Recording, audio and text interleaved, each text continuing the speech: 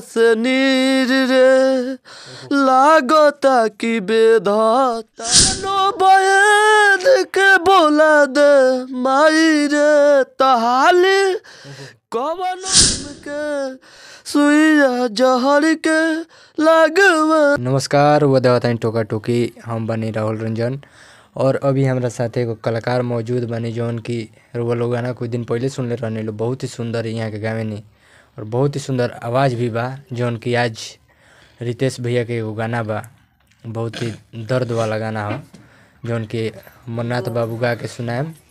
तो सबसे पहले राहुल स्वागत बा। हाँ, आज सबसे पहले एगो बात कहे के चाहता नहीं, आज न्यू ईयर है, 2024 हो गई आज से और बहुत ही खुशी में बीतो 2024 हमने के। तो चलिए अमरनाथ बाबू से बात कर जाओ। सबसे पहले राहुल स्वागत बा।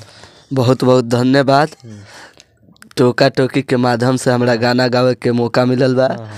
इससे हम चाहम कि बढ़िया गाना गा के सुनाई। हाँ, बहुत चलिए गई कि रोकले रोकात नहीं खे आँखिया से नीर रे लागता कि बेधाता ते देहिया में पीर रे तहाली कवनो बैद के बोला दे माई रे तहाली कवनो बैद के बोला दे माई रे बिना जान के जियल नहीं जाई हमके सुइया जहर के लागवा दे माई रे बिना जान के जियल नहीं जाई हमके सुइया जहर के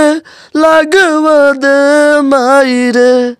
वाह वाह, क्या अंदाज है गाने का। देखिए कितने दर्द में गा रहे हैं। और चलिए और एक गाना सुनेंगे। भगवान बनावले हो बाकी दिल के जगहिया पे लागे पत्थर लगावले हो बाकी।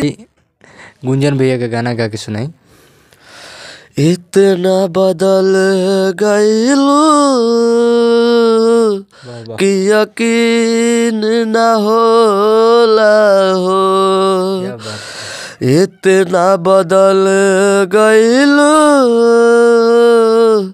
कि यकीन न होला हो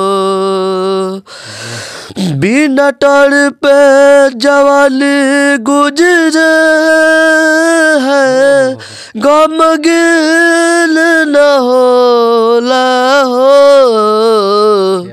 इतना बदल गईलू कि यकीन न होला हो बड़ी फुर्सत से तो हके भगवान बलवाले हो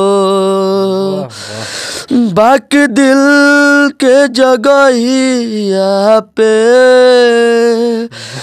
लागे पत्थर चलवाले हो।